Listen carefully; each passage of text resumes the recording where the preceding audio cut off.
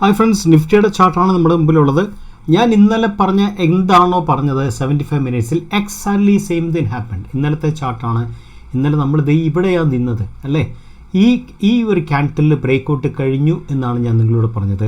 ഇന്ന് അതിനുശേഷം എന്താ സംഭവിച്ചത്? ഗ്യാപ്പ് അപ്പാണ് ഓപ്പൺ ചെയ്തിരിക്കുന്നത്. ഗ്യാപ്പ് അപ്പ് ഓപ്പണിംഗ് മീൻസ് എന്താ കാണിക്കുന്ന? മൊമെൻറ്റത്തിൻ്റെ തിരിച്ചുവരവിനെ കാണിക്കുന്നു. നോക്കൂ, ഈ ലെവലിൽ ശരിക്കും പറഞ്ഞാൽ ഒരു റെസിസ്റ്റൻസ്, ആ ക്രിട്ടിക്കൽ റെസിസ്റ്റൻസ് സോണിനെ ക്രോസ് ചെയ്തിട്ട് ആ റെസിസ്റ്റൻസ് സോണിന് മേളിലാണ് ഓപ്പൺ ചെയ്തിരിക്കുന്നത്. ശരിക്കും പറഞ്ഞാൽ ഓപ്പൺ ചെയ്ത് 24,301 24,276 വരെ ലോ പോയി. അതിനുശേഷം എന്താ സംഭവിച്ചാൽ ശരിക്കും ആ പ്രീവിയസ് ബ്രേക്കൗട്ട് സോൺ സപ്പോർട്ടായിട്ട് മാറി ലോ ഓഫ് പൊളാരിറ്റിയിലേക്കാണ് വർക്ക് ചെയ്തിരിക്കുന്നത്. ആ വർക്ക് ചെയ്ത് മാത്രമല്ല, അതിൻ്റെ ഇതിൽ നമ്മൾ കണ്ട 2-3 കാര്യങ്ങൾ നമ്മൾ തീർച്ചയായും മനസ്സിലാക്കേണ്ട കാര്യങ്ങളാണ്. നിങ്ങൾ നോക്കും എന്താ സംഭവിച്ചത്.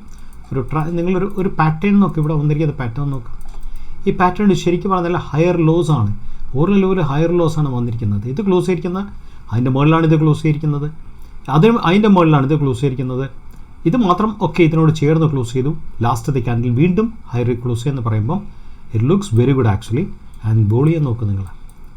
സോ ഇന്നലത്തെ നമ്മൾ ക്യാൻഡിലിനെ ഓൾമോസ്റ്റ് അതിൻ്റെ ഡബിൾ വോളിയാണ് ഇന്നത്തെ ക്യാൻഡിൽ വന്നിരിക്കുന്നത്. ദാറ്റ് മീൻസ് കൺഫർമേഷൻ ക്യാൻഡിൽ, ബ്രേക്കൗട്ടിൻ്റെ കൺഫർമേഷൻ ക്യാൻഡിലിൽ സൂപ്പർ വോളിയാണ് വന്നിരിക്കുന്നതെന്ന് വെച്ചാൽ സംബഡി ഈസ് ബൈയിങ് എന്ന് വേണമെങ്കിൽ പറയാം. അത് FIs ആകാം, DAs ആകാം. That somebody is investing in the market എന്ന് വേണമെങ്കിൽ പറയാം. ഒരുപക്ഷെ പ്രീ ബജറ്റ് റാലിയാണോ എന്നൊക്കെ ചോദിച്ചാൽ അതിനെക്കുറിച്ച് ഒരുപക്ഷെ ആയിരിക്കാം. പക്ഷേ നിഫ്റ്റി ഇതൊക്കെ പറഞ്ഞാലും ഇത്രയും നിഫ്റ്റി കയറിയോണ്ട് തന്നെ നിഫ്റ്റിയിൽ ഒരു മൊമെൻറ്റം ഒക്കെ വീക്കായി വന്നതാണ്. ഇനി ഒരു മൊമെൻറ്റത്തിനെയൊക്കെ നിഫ്റ്റി ഒരു ചെറിയ കറക്ഷനിലൊക്കെ പോകണമെങ്കിൽ ഒരുപക്ഷെ മേ ബി ബജറ്റ് കഴിഞ്ഞിട്ടായിരിക്കാം അതിനുള്ള സാധ്യത. കാര്യം നിഫ്റ്റി EMA 10 ഏറ്റവും വലിയ രസം എന്നാണ് വെച്ചാൽ നിഫ്റ്റി മൂവിങ് ആവറേജ് 10 മുകളിൽ മീൻ റിവേഷൻ കംപ്ലീറ്റ് ചെയ്യുമ്പോഴൊക്കെ അവിടെ ക്യാൻഡിൽസ് 75 മിനിറ്റ്സ് ക്യാൻഡിൽ നിങ്ങൾ നോക്കാം. നമുക്ക് ഡെയിലി ടൈം ഫ്രെയിം ഒന്ന് എടുത്തു നോക്കാം.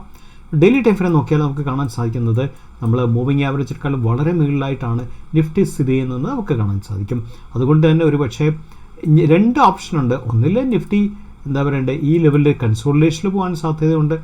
ഇനി കൺസോളിഡേഷൻ പോകാൻ സാധ്യത അവിടെ വന്നില്ലെങ്കിൽ ഒരു പക്ഷേ മീൻ റിവേഷനിൽ വരാനുള്ള സാധ്യത നമുക്ക് തള്ളിക്കളയാൻ സാധിക്കത്തില്ല. എനിവേ ബഡ്ജറ്റ് വരെയെങ്കിലും ഈ റാലി കണ്ടിന്യൂ ചെയ്യുമെന്ന് വെച്ചാൽ നമുക്കങ്ങനെ പ്രതീക്ഷിക്കാം. നമുക്ക് മുൻവിധികളൊന്നുമില്ല, കൺഫർമേഷൻ ഒന്നുമില്ല. നമുക്ക് അങ്ങനെയൊക്കെ പ്രതീക്ഷിക്കാമെന്ന് മാത്രമേ നമുക്ക് പറയാൻ സാധിക്കത്തുള്ളൂ. Anyway this good. നമ്മൾ വളരെ അൺഎക്സ്പെക്റ്റഡ് ആയിട്ടുള്ള റാലിയാണ് ഈ കാണുന്നത്. ശരിക്കും പറഞ്ഞാൽ ബഡ്ജറ്റ് വരെയൊക്കെ റാലി കണ്ടിന്യൂ ചെയ്താൽ വെൽ ആൻഡ് ഗുഡ്. അതിനുശേഷം കറക്ഷൻ വന്നാൽ കാര്യം Q1 റിസൾട്ട് സീസണിലേക്ക് നമ്മൾ കിടക്കാം. അപ്പോൾ Q1 റിസൾട്ട് എങ്ങനെ വരുന്നു എന്നുള്ള വലിയൊരു ഫാക്ടറാണ് മാർക്കറ്റിനെ സംബന്ധിച്ച്. പൊതുവേ Q4 എന്ന് പറഞ്ഞാൽ മാസീവായിട്ടുള്ള സീസണാണ്. അതിനുശേഷം പറഞ്ഞ Q1 പൊതുവേ ഒരു സൈലൻറ്റ് സീസണായിട്ടാണ് നമ്മൾ കാണുന്നത്. പക്ഷേ ഇത്തവണത്തെ Q1 എങ്ങനെയുണ്ടെന്ന് നമുക്ക് പറയാൻ സാധിക്കത്തില്ല. ഇത്തവണ Q1 ബെസ്റ്റായിട്ട് വന്ന് ഇത്തവണ കമ്പനികൾ ബെസ്റ്റ് EPS ഒക്കെ തന്ന് ബെസ്റ്റ് പെർഫോമൻസ് തന്നാൽ റാലി മുന്നോട്ടുള്ള സാധ്യതകൾ ഇനിയും പറയാൻ സാധിക്കും. അത് കംപ്ലീറ്റ്ലി നമ്മൾ ഡിപ്പെൻഡ് ചെയ്തിരിക്കുന്നത് Q1 റിസൾട്ട് സീസണെ കംപ്ലീറ്റ് ചെയ്താണ്. സീസൺ തുടങ്ങാൻ ജസ്റ്റ് 10 ഡേയ്സും കൂടിയേ ഉള്ളൂ. സീസൺ തുടങ്ങിക്കഴിയുമ്പോൾ നമുക്ക് ക്ലാരിറ്റി കിട്ടും. നിഫ്റ്റി മുകളിലേക്കാണോ താഴത്തേക്കാണോ ആ സമയത്ത് ഏകദേശം നമുക്കിവിടെ ബഡ്ജറ്റും കൂടെ കാണാൻ സാധിക്കും. അതും കൂടെ വന്നു കഴിഞ്ഞ ശേഷം we will get exact clarity. നിഫ്റ്റിയിൽ ഇനിയും ഒരു റാലിക്കുള്ള സ്കോപ്പ് ഉണ്ടോ, അതോ ഒന്ന് കറക്ഷന് പോകുമോ, അതോ ഒന്ന് കൺസോളിഡേഷൻ പോകുമോ എന്നൊക്കെയുള്ള കാര്യം നമുക്കപ്പം അറിയാൻ സാധിക്കും. Anyway things are so far. ഇന്നത്തെ ക്യാൻഡിൽ നമുക്ക് ഇന്നലത്തെ ക്യാൻഡിലിനെക്കാട്ടിലും ഗ്യാപ്പ് അപ്പ് ഓപ്പൺ വന്നിരിക്കുന്നുണ്ട് ക്യാൻഡിൽ. ആൻഡ് വോളിയം ഉണ്ടോ എന്ന് നോക്കാം. നമുക്ക് കമ്പാരിറ്റീവ്ലി ആവറേജ് വോളിയാണുള്ളത്. ഭയങ്കര വോളിയം എന്ന് പറയാൻ പറ്റില്ല. ഡേ ക്യാൻഡിൽ ആവറേജ് വോളിയാണുള്ളത്. ഇന്ന് വളരെ ക്രിട്ടിക്കലായിട്ട് കൺസെപ്റ്റിലേക്ക് നോക്കി കിടക്കാം. അതിൻ്റെ പേര് അഡ്വാൻസ് ഡിക്ലൈൻ റേഷ്യോ എന്നാണ്. Advance decline ratio means broader market trending എന്ന് പറയുന്ന കൺസെപ്റ്റാണ്. എന്താണ് ബ്രോഡർ മാർക്കറ്റ് ട്രെൻഡിങ് എന്ന് പറയുന്നത്? ബ്രോഡർ മാർക്കറ്റ് ട്രെൻഡിങ് എന്ന് വെച്ചാൽ നിഫ്റ്റി കയറുമ്പോൾ എല്ലാ ഒരുമാതിരിപ്പെട്ട സ്റ്റോക്കുകളൊക്കെ കൂടെ കയറണം, എങ്കിലും മാത്രമേ റാലിക്ക് സ്ട്രെങ്ത് ഉണ്ടാകത്തുള്ളൂ. അല്ലാതെ ഏതാനും സ്റ്റോക്കുകൾ മാത്രം കയറി ബാക്കിയുള്ള സ്റ്റോക്കുകളൊക്കെ താഴത്തേക്ക് പോകുന്ന റാലിക്ക് സസ്റ്റൈനബിലിറ്റി സ്ട്രെങ്ത് ഒക്കെ കാണാനുള്ള സാധ്യത കമ്പാരിറ്റീവ്ലി കുറവാണ്. എപ്പോഴും നിഫ്റ്റി കയറുമ്പോൾ അല്ലെങ്കിൽ എപ്പോഴും ബ്രോഡർ മാർക്കറ്റ് കയറാൻ നേരത്തെ എപ്പോഴും മെയിൻ ഇൻഡെക്സ് കയറുമ്പം മെയിൻ ഇൻഡെക്സ് സപ്പോർട്ട് ചെയ്യാനായിട്ട്, മെയിൻ ഇൻഡെക്സിൻ്റെ മൂവ്മെൻറ്റ് സ്റ്റേബിലൈസ് ചെയ്യാനായിട്ട്, കൺസിസ്റ്റൻ്റ് ആകാനായിട്ട് ബ്രോഡർ മാർക്കറ്റ് നല്ല ശതമാനം സ്റ്റോക്കുകളും സെക്ടറും കൂടെ കയറിയാൽ മാത്രമേ അത് അഡ്വാൻസ് ഡിക്ലൈൻ റേഷ്യോ, ഇത്ര സ്റ്റോക്ക് അഡ്വാൻസ് ചെയ്തു, ഇത്ര സ്റ്റോക്ക് ഡിക്ലൈൻ ചെയ്തു, അല്ലെങ്കിൽ ഇത്ര സെക്ടർ അഡ്വാൻസ് ചെയ്യുന്നൊക്കെ നമുക്ക് പറയാൻ സാധിക്കത്തുള്ളൂ. നമുക്കെപ്പോഴും ബെസ്റ്റായിട്ട് എസ്പെഷ്യലി ഇൻട്രാഡേ ട്രേഡേഴ്സിനെ അഡ്വാൻസ് ഡിക്ലൈൻ റേഷ്യോ സംതലിക്കാൻ ഓക്സിജനാണ്. കാര്യം അവർ ഇൻട്രാഡേ ചെയ്യാൻ നേരത്തെ അവർ വർക്ക് ചെയ്യുന്ന സെക്ടറിൽ ഒരു കയറ്റം ഉണ്ടെങ്കിൽ മാത്രമേ അവർ എടുക്കുന്ന ആ സ്റ്റോക്കിൽ തീർച്ചയായും കിട്ടുമുണ്ടാകത്തുള്ളൂ. അതിനോടൊപ്പം തന്നെ total whole broader market trading വന്നാൽ മാത്രമേ അവർക്ക് സക്സസ് പ്രോബിലിറ്റി കൂടത്തുള്ളൂ. ശരിക്കും അഡ്വാൻസ് സെക്യുലർ റേഷ്യോ നിങ്ങൾക്ക് നിങ്ങൾ മണി കൺട്രോളിൽ പോയാൽ കണ്ടിന്യൂസ് ആയിട്ട് കാണാൻ സാധിക്കും. നിങ്ങൾ എത്ര സമയം ട്രേഡിൽ നിൽക്കുന്നോ അത്രയും സമയം നിങ്ങൾക്ക് ട്രേഡിൽ അഡ്വാൻസ് സെക്യുലർ റേഷ്യോ കാണാൻ സാധിക്കും.